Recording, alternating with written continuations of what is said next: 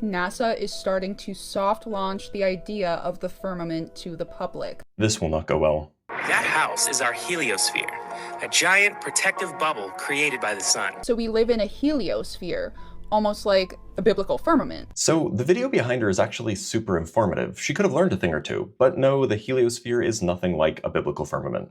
See, the picture behind her was actually a pretty good rendering of what the ancient Hebrews thought the firmament was like, a dome over the flat earth separating the sky below from the waters above.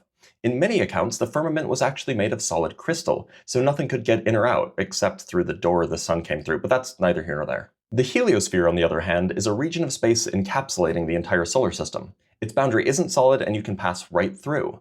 The heliosphere is merely the region of space where the solar wind, composed of ionized particles and magnetic fields originating from the sun, blows hard enough that it can keep stuff from interstellar space getting in. Think of it like those air curtains in grocery stores that keep bugs from getting in. And it's created by the sun. I've been talking about this. Polaris is the true sun.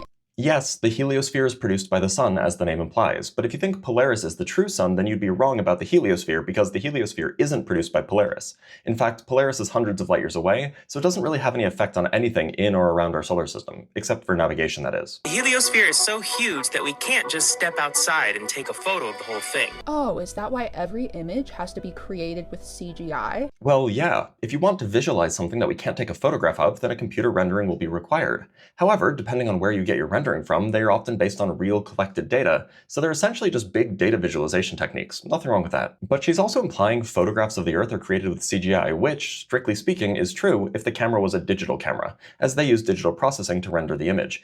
But CGI has a connotation of something which is fake or fabricated whole cloth, and we certainly wouldn't say digital photographs are fabrications. That said, we do have film photography of the Earth, most of which was taken from the Apollo missions, and there's thousands of photos. Now, most of them are pretty crappy, but a few, like the famous blue marble photo, are spectacular.